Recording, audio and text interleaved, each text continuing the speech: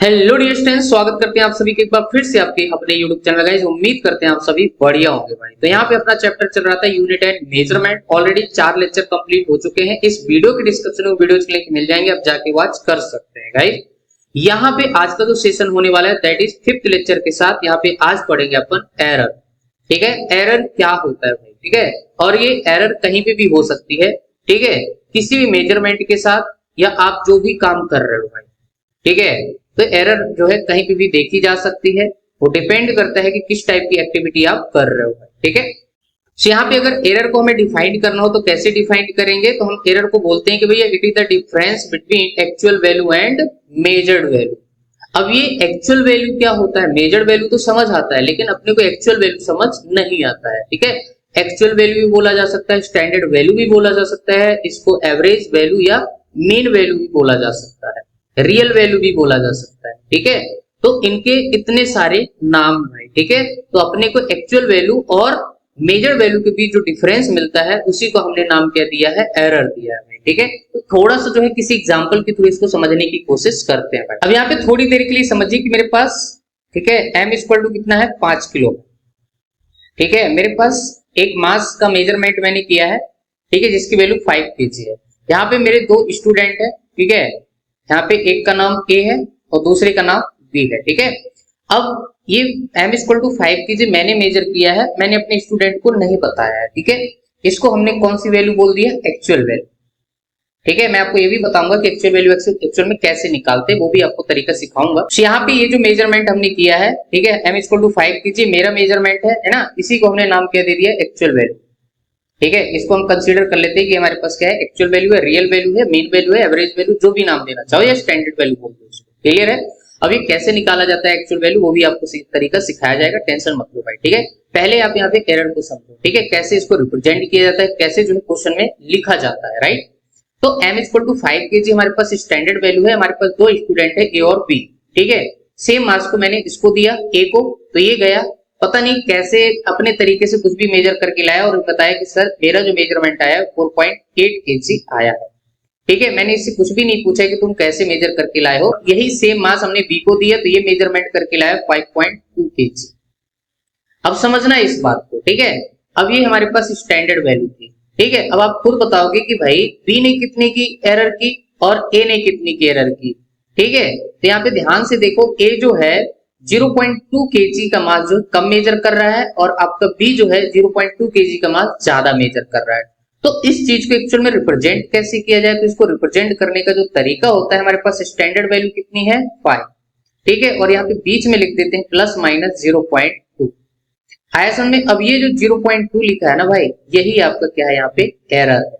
ठीक है, तो डाटा जो है आपको ऐसे दिया जाएगा। तो यहाँ पे ये जो वैल्यू होती है आपके पास एक्चुअल स्टैंडर्ड वैल्यू है, इसको मेजर करने में आपने कितनी गलती की है ना। देखिए, मैक्सिमम गलती प्लस मिनिमम गलती माइनस। क्लियर है, तो हमारे पास जो गलती हो सकती थी उसी गलती को हमने यहाँ पे क्या लिखा है, इस फॉर्मेट में लिखा हुआ है भाई। ठीक है, तो एरर को रिप्रेजेंट करने का ये तरीका होता है, जब क्वेश्चन आपको दिया जाएगा तो ऐसा ही डाटा आपको मिलने वाला है गाइस। ठीक है, तो आई होप ये चीज आपको समझ आई होगी। अब यहाँ पे एक चीज मैं आपको और बता देता हूँ, हमारे पास हमने यहाँ पे एक वर्ड यूज किया है एक्चुअल वैल्यू, इसको रियल वैल्यू भी बोलते हैं, है ना। अब देखिए, यहाँ पे मैथमेटिक्स में एक चीज आपको सिखाया जाता है, एवरेज निकालना या मीन वैल्यू निकालना। तो जैसे मान लीजिए मेरे पास कोई नंबर है 1 2 है ना, 3 4 है ना, डेट मतलब हम यहाँ पे 4 डिजिट ले लेते हैं। मैं बोलूँ कि आप इनका क्या निकालो, एवरेज वैल्यू निकालो। ठीक है, तो एवरेज को हम यहाँ पे x बार से लिख रहे हैं। तो एवरेज क्या होता है, सारे नंबर का सम 1 + 2 + 3 + 4 और डिवाइडेड बाय कितना काउंट है इनका, तो 4 है, तो 4 से भाग लगा दीजिए। टोटल ऊपर कितना हो जाएगा, 4 3 7 2 9 और 1 10 और डिवाइडेड बाय 4, तो 5 बाय कितना आ जाएगा, 2, दैट इज इक्वल टू 2.5। ठीक है, तो this is your mean value. आया समझ में। तो हम एक्चुअली मीन वैल्यू कैसे निकालते हैं, हम किसी भी ऑब्जर्वेशन को n टाइम्स बोले तो 4 टाइम्स 3 टाइम्स है ना, उसको रिपीट करते हैं। और किसी भी ऑब्जर्वेशन को, किसी भी मेजरमेंट को आप जितना ज्यादा रिपीट करोगे, बार बार उसको मेजर करोगे, उसके बाद उसकी एवरेज वैल्यू कैलकुलेट करोगे, तो एरर होने के जो चांसेस है ना के बराबर हो जाते हैं। ठीक है, मतलब एरर जो है रिड्यूस हो जाती है। बात समझ आ रही है। तो वो जो वैल्यू होती है मिनिमम एरर का वैल्यू होता है। ठीक है, तो उसी को अपन यहाँ पे स्टैंडर्ड वैल्यू या रियल वैल्यू के फॉर्म में अपन यूज करते हैं बेटा। क्लियर। तो निकालते वो वैल्यू हम ही है, ऐसा नहीं कि कोई है भाई हमें वो वैल्यू देने आता है, हम ही को निकालना पड़ता है, लेकिन उसको निकालने का एक तरीका होता है, एक प्रोसेस होता है, ठीक है। तो उसके थ्रू अपन निकालते हैं, तो उसमें क्या होते हैं, एरर बहुत कम होते, तो उसी को अपन यहाँ पे स्टैंडर्ड वैल्यू बोल देते हैं भाई। बात समझ आ रही है, ठीक है। तो आई होप ये चीज इतनी बात आपको क्लियर हो गई होगी। अब यहाँ पे हम जब भी किसी चीज का मेजरमेंट करने जाते हैं, ठीक है, तो अब मेजरमेंट किसी भी चीज का हो सकता है, मास मेजर कर रहे हो, किसी लिक्विड को मेजर कर रहे हो, कोई लेंथ मेजर कर रहे हो, ठीक है। अब लेंथ मेजर कर रहे हो तो हो सकता है इंस्ट्रूमेंट में खराबी हो, है ना। तो किस टाइप का एरर वहां पे इन्वॉल्व हो सकता है, उसी बेसिस पर यहाँ पे एरर के कुछ टाइप्स हैं, ठीक है। तो वो भी यहाँ पे अपन देख लेते हैं। जैसे कि हमारे पास यहाँ पे सबसे पहले सिस्टमैटिक एरर, रैंडम एरर, है ना, एक ग्रॉस एरर भी होता है और लीस्ट काउंट एरर भी होता है। तो हमने यहाँ पे मेन में लिखा है सिस्टमैटिक एरर और रैंडम एरर। वैसे एरर के बहुत सारे यहाँ पे टाइप्स हो सकते हैं भाई, ठीक है। हमने यहाँ पे जो है इंपोर्टेंट यहाँ पे लिखे हैं भाई। लिस्ट काउंट एरर भी होती है, ठीक है। यहाँ पे अगर हम इसको लिखना चाहें तो हम यहाँ पे लिस्ट काउंट एरर भी लिख सकते हैं भाई, ठीक है। एक ग्रॉस एरर करके भी आता है भाई, ठीक है। तो ये भी एक टाइप की एरर ही है। लिस्ट काउंट क्या होता है आगे अभी पढ़ेंगे। अगर सिस्टमैटिक एरर की तो हमारे पास इसके फर्दर कितने टाइप्स हैं, 3 टाइप्स है। Instrumental error, environmental error, observational error. अब इंस्ट्रूमेंटल एरर भाई नाम से ही पता चल रहा है, आपके इंस्ट्रूमेंट में ही खराबी है, उसी में डिफेक्ट है। बात समझ आ रही है। तो उसको आप आइडेंटिफाई करो।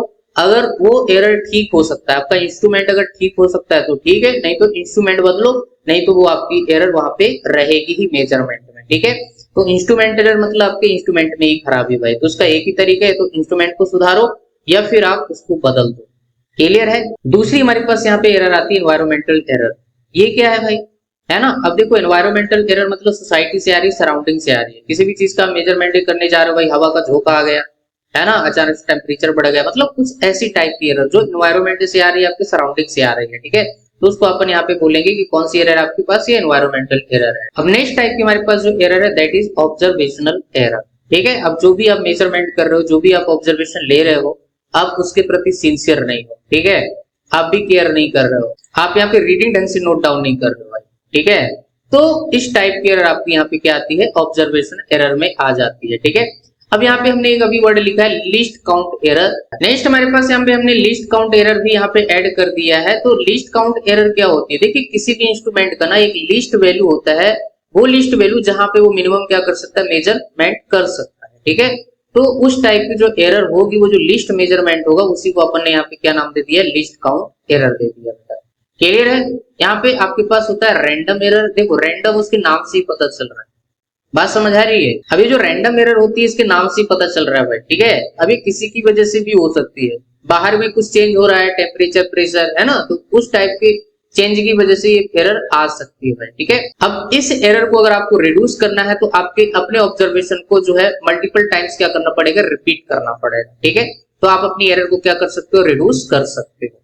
बात समझ आ रही है ना। तो ये थे कुछ एरर जिसकी वजह से हमारे मेजरमेंट में इन्वॉल्व हो सकती है भाई, ठीक है। वैसे तो यहाँ पे बहुत सारे टाइप्स होते हैं, मैंने आपको मेन जो है बताए हुए हैं भाई। क्लियर है। सो आई होप गाइस आपको एरर का जो है कॉन्सेप्ट थोड़ा समझ आया हो। क्लियर है।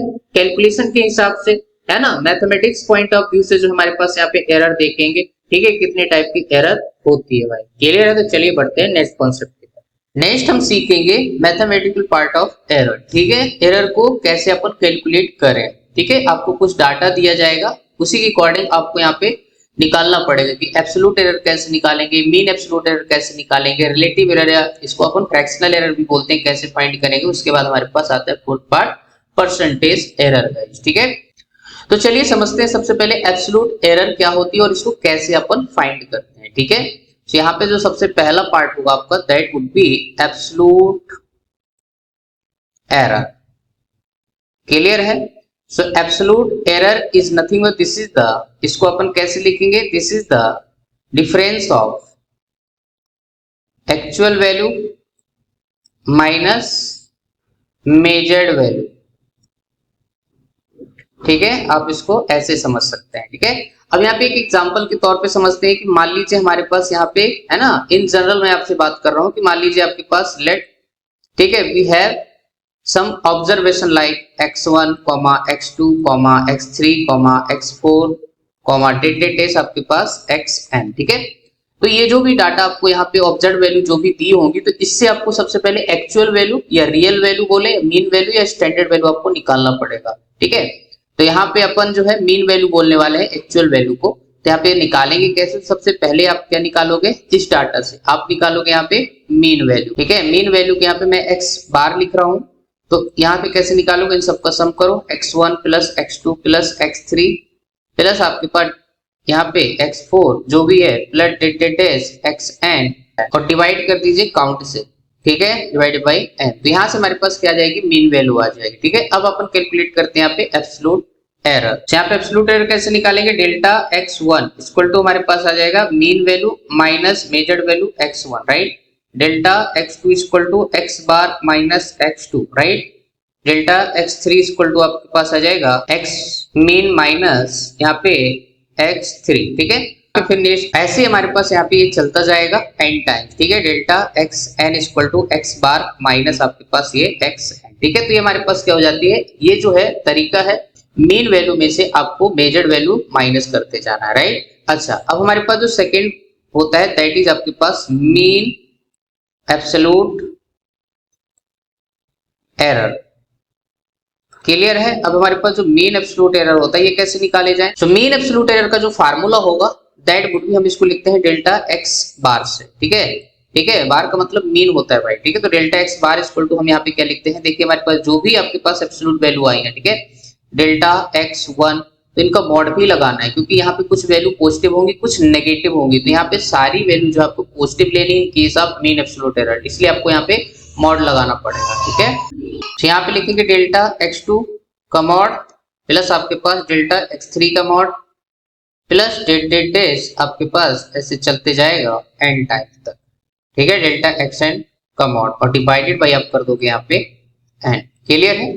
सो ऐसे आपके पास यहाँ पे मीन एब्सोल्यूट एरर निकल आएगी। ठीक है, थर्ड हमारे पास होता है फ्रैक्शनल एरर गाइस। तो नेक्स्ट हमारे पास फ्रैक्शनल या रिलेटिव एरर जो होगी इसको कैसे लिखेंगे? हमारे पास यहाँ पे जो होगा that is mean absolute error और डिवाइडेड बाय आपके पास मीन वैल्यू। क्लियर है? इसको आप ऐसे भी लिख सकते हैं delta x bar divided by x बार। ठीक है, ये हमारे पास क्या हो जाती है? फ्रैक्शनल या रिलेटिव एरर। फोर्थ जो हमारे पास होगा दैट वुड बी आपके पास परसेंटेज एरर। ठीक है, तो परसेंटेज एरर के लिए कुछ नहीं करना, जो भी आपके पास यहाँ पे फ्रैक्शनल रिलेटिव एरर होती है उसमें जस्ट आपको 100 से क्या कर देना है? मल्टीप्लाई कर देना है भाई। क्लियर है? तो हमारे पास क्या हो जाएगा? ये आपके पास परसेंटेज एरर हो जाएगा। ठीक है, सो आई होप ये चारों टाइप की एरर जो है आपको समझ आई होगी और कॉन्सेप्ट जो है जब आप न्यूमेरिकल सॉल्व करेंगे तभी आपको समझ आएगा। ठीक है, तो इस सारी चीजों को अपन जो है, तो इसके लिए अपन न्यूमेरिकल भी देखेंगे तो उसकी टेंशन लेने की जरूरत नहीं है। फिलहाल आपको ये समझ और ये सारे कॉन्सेप्ट आपको न्यूमेरिकल के थ्रू ही समझ आएंगे। क्लियर है? तो सबसे पहले यहाँ पे सारे कॉन्सेप्ट पढ़ लेते हैं, उसके बाद यहाँ पे सारे एरर से रिलेटेड अपन न्यूमेरिकल भी सॉल्व करेंगे। ठीक है, चलिए बढ़ते हैं नेक्स्ट कॉन्सेप्ट की तरफ। नेक्स्ट हमारे पास होने वाला है प्रोपागेशन एरर। ठीक है, अब प्रोपागेशन एरर होता क्या है? ठीक है, यहाँ पे अपन थोड़ा सा समझते हैं इसको। ठीक है, मान लीजिए कोई चीज आप कैलकुलेट कर रहे हो। ठीक है, यहाँ पे थोड़ा एग्जांपल के थ्रू एक समझ लेते हैं कि मान लीजिए कोई एक स्टूडेंट ए है ना। कभी कभी देखिए अपनी क्लासरूम से भी समझ सकते हो कि कोई स्टूडेंट ए है ना, जो क्लास में प्रेजेंट था, उसने कुछ अपने नोटबुक में लिखा। ठीक है, अब एक स्टूडेंट बी था जो उस दिन क्लास में नहीं आया। ठीक है, अब ए हो सकता है कुछ लिखते वक्त क्या कर दे? गलती कर दे। टीचर ने जो लिखाया होगा वही लिखा होगा, लेकिन कुछ हो सकता है इधर उधर डाटा वाटा कभी बच्चे मिस कर देते हैं, मीटर का सेंटीमीटर जो भी है ना। तो मान लीजिए उसके नोट्स में कुछ यहाँ पे मिस्टेक है। अब बी दूसरे दिन आया, ए से बोला कि भाई टीचर ने क्या पढ़ाया, मुझे अपना नोटबुक दे दो। ठीक है, तो ए ने जो है बी को दे दिया। बात समझ आ रही है? अब ए ने जो लिखा है, जो गलती करी होगी वही कौन करने वाला है? बी भी करने वाला है, क्योंकि टीपेगा तो वही जो किसने लिखा होगा, ए ने लिखा होगा भाई। बात समझ आ रही है? ठीक है, तो इस टाइप की एरर समझ रहे हैं कि नहीं? जो ए ने गलती की है वही अब किसके थ्रू? ए के थ्रू बी में भी जाने वाली है। बात समझ आ रही है? बी भी वही गलती करने वाला है। ठीक है, सो जो एरर का फ्लो हो रहा है वो ए से बी की तरफ हो रहा है भाई। ठीक है, तो इसी को हम बोल रहे हैं भाई प्रोपागेशन एरर। क्लियर है?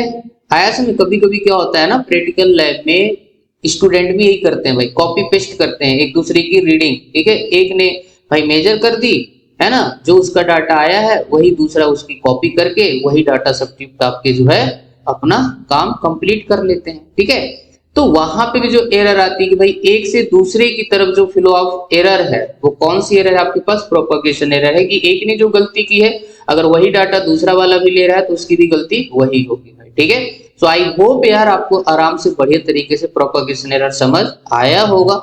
ठीक है, हमारे डेली लाइफ में जो है ये काम ये ओके गाइस, तो आई होप यार आपको बढ़िया तरीके से प्रोपगेशन एरर समझ आया होगा। अब यहाँ पे इसके भी कुछ टाइप्स हैं और ये काफी इंपॉर्टेंट है, मैं बता रहा हूँ भाई, इस पे आप स्टार लगा देना भाई। ठीक है, यहाँ पे जेई और नीट के अंदर इतने क्वेश्चन यहाँ से आ रहे हैं ना, और ये जो कॉन्सेप्ट है पूरे फिजिक्स में जो है इंपॉर्टेंट है। क्लियर है, कहाँ पे इसकी जरूरत पड़ जाए आप इसको सोच भी नहीं सकते। ठीक है, इसलिए भाई साहब इस पे जो स्टार लगा लेना, बहुत काम का है भाई प्रोपगेशन एरर। ठीक है, अब यहाँ पे इसके डेरिवेशन भी होते हैं प्रोपगेशन एरर फाइंड करने के, तो वो सब नहीं करने वाले हैं। ठीक है, हम यहाँ पे डायरेक्ट जो है आपको लिखना सिखाएंगे, कैसे जो है क्वेश्चंस के अंदर आपको प्रोपगेशन एरर फाइंड करना है और कैसे जो है लिखा जाता है फार्मूला। ठीक है, तो सबसे पहले यहाँ अगर बात करें तो हमारे पास यहाँ पे इसके 4 टाइप्स जो है लिख देते हैं। ठीक है, उसके बाद बारी बारी से सबको अपन पढ़ेंगे। राइट, तो हमारे पास जो प्रोपगेशन एरर होती है वो किसमें, इन एडिशन। ठीक है, बहुत सारे ऐसी चीजें होती है जहां पे हम एडिशन करते हैं, जैसे मान लीजिए x इक्वल टू क्या लिखा है आपके पास, a प्लस बी। ठीक है, तो हमारे पास यहाँ पे x में जो एरर होगी, एरर को हम लिखते हैं डेल्टा x इक्वल टू, ठीक है, यहाँ पे a में error delta a plus b में एरर डेल्टा b। ठीक है, तो अगर मुझे x में एरर निकालनी है तो आपको क्या करना पड़ेगा, delta x equal to delta a plus delta b। ठीक है, ये एडिशन में हो जाएगा भाई एरर। क्लियर है, दूसरा हमारे पास होता है इन सबट्रैक्शन। प्रोपगेशन एरर की बात कर रहे हैं भाई। ठीक है, इन सबट्रैक्शन, तो अगर सबट्रैक्शन की बात करेंगे तो यहाँ पे x इक्वल टू क्या हो जाएगा, a माइनस बी। ठीक है, अब मैं अगर बच्चे से पूछूं कि भाई यहाँ पे सबट्रैक्शन में एरर लिखो x में, तो क्या लिखता है पता है, delta x equal to delta a और डेल्टा b। अगर मैं आपसे पूछूं कि बीच में साइन क्या होता है तो मैक्सिमम बच्चा बोलेगा सर यहाँ पे माइनस आएगा, जो कि गलत है भाई। ठीक है, तो चाहे इन एडिशन बात करूं चाहे इन सबट्रैक्शन बात करूं, यहाँ पे डेल्टा x जो आएगा डेल्टा a प्लस ही आएगा सबट्रैक्शन के केस में ही। क्यों, क्योंकि हमें मैक्सिमम पॉसिबल एरर चाहिए जो बच्चा गलती कर सकता है, मिनिमम नहीं चाहिए, क्योंकि हम मिनिमम तो भाई करना चाहते हैं। क्लियर है, तो चाहे माइनस हो चाहे यहाँ पे प्लस हो, दोनों केस में आपको हमेशा याद रखना क्या लेना है, प्लस लेना है। क्लियर है, अच्छा नेक्स्ट हमारे पास जो होता है दैट इज कौन सा, इन मल्टीप्लीकेशन। क्लियर है, अगर मल्टीप्लीकेशन में प्रोपगेशन एरर देखें तो हमारे पास मान लीजिए कोई डाटा दे रखा है x equal to a into B, a into B, capital B ले लेते हैं, क्योंकि देखो a इंटू बी मतलब प्रोडक्ट जैसी चीजें आपको कहाँ देखने को मिलेगी, एरिया में, लेंथ इंटू ब्रेथ, है ना, तो वहां पे अपने को ये यूज करना पड़ेगा। तो क्वेश्चन हम कराएंगे, उसकी टेंशन मतलब पहले अपन कॉन्सेप्ट जो है कवर कर लेते हैं भाई। ठीक है, बाकी सारे कॉन्सेप्ट से हम यहाँ पे क्वेश्चन भी लेके आएंगे, तभी जो है चीजें आपको अच्छे समझ आएंगी। ठीक है, यहाँ पे x equal to a into B लिखा है, तो इसको डायरेक्ट कैसे लिखना है, error in x, delta x, ठीक है, और divided by x equal to, यहाँ पे क्या लिखोगे, delta a divided by a plus, ठीक है, आया समझ, डॉट है तो यहाँ पे प्लस ही करना है भाई, delta b divided by b हो जाएगा। क्लियर है, तो ये हमारे पास क्या आ जाएगा, फ्रैक्शनल एरर आ जाएगा भाई। डेल्टा x बाई x कौन सी एरर लिखा है आपने दोनों साइड, फ्रैक्शनल एरर लिखा हुआ। अब अगर हम ये फ्रैक्शनल या रिलेटिव एरर में 100 से मल्टीप्लाई कर देते तो हमारे पास कौन सी एरर बन जाएगी भाई, परसेंटेज एरर बन जाएगी, याद रखना। क्लियर है, तो सबसे पहले आपको क्या करना है, फ्रैक्शनल एरर निकालना है, उसको लिखना आना चाहिए। उसके बाद हम अगर दोनों साइड से 100 से मल्टीप्लाई कराते तो हमारे पास परसेंटेज एरर आ जाएगी। क्लियर है, नेक्स्ट हमारे पास जो डी होता है दैट इज, अच्छा इसमें एक चीज मैं आपको और समझा देता हूं, जैसे मान लीजिए कभी कभी ऐसे लिख के मिलेगा आपको x इक्वल टू a की पावर यहाँ पे n और b की पावर यहाँ पे m, मतलब पावर के टर्म्स में हो सकता है कुछ दिया जाए, तो यहाँ पे अगर मैं इसमें एरर लिखूं तो क्या हो जाएगा, delta x by x equal to, जो भी यहाँ पे पावर लगा चाहे प्लस हो चाहे माइनस हो, आपको हमेशा प्लस ही लेना है। तो यहाँ पे n delta a divided by a plus आपके पास m delta b divided by b, मतलब जो भी पावर होती है वो हमेशा किस में आ जाएगी, मल्टीप्लाई में आ जाएगी। क्लियर है, और बीच में प्लस करना है भाई, है ना। कई बार क्या होता है ना, आप पावर माइनस में दे देता है, तो माइनस को लेके कंफ्यूजन बिल्कुल भी माइंड में नहीं रखना है, आपको प्लस से ही यहाँ पे मल्टीप्लाई करना है, माइनस में नहीं भाई सब। क्लियर है, क्योंकि आप यहाँ पे मैक्सिमम पॉसिबल एरर निकाल रहे हो भाई। ठीक है, तो डरने की जरूरत नहीं है। ठीक है, नेक्स्ट हमारे पास जो डी होता है, एरर इन इसमें डिवीजन। ठीक है, अगर डिवीजन के केस में मेरे से एरर की बात करता है तो यहाँ पे मान लीजिए x इक्वल टू क्या लिख दिया, a डिवाइडेड बाई b, यहाँ पे क्या लिखेंगे, delta x divided by x equal to delta a divided by a plus आपके पास delta b divided by b. Clear है? सेम मैनर में रहेगा, चाहे वो मल्टीप्लिकेशन में हो चाहे आपका डिवीजन में। क्लियर है गाइस? ठीक है। अब यहाँ पे भी होता है कि भाई मान लीजिए यहाँ पे कुछ पावर के टर्म्स में लिख लीजिए, जैसे मैं थोड़ी देर के लिए लिखूँ यहाँ पे x equal to a divided by square root of b। ठीक है, तो यहाँ पे क्या लिखूँ, delta x divided by x equal to delta a divided by a, और यहाँ पे देखो रूट का मतलब होता है पावर 1/2, 1/2 बाहर आ जाएगा और यहाँ पे लिखूंगा delta b divided by b। Clear guys? तो ये आपका तरीका होता है प्रोपगेशन एरर को लिखने का इन चारों केसेस में, चाहे एडिशन हो, सब्ट्रैक्शन हो, मल्टीप्लिकेशन हो और डिवीजन हो। गाइस क्लियर है?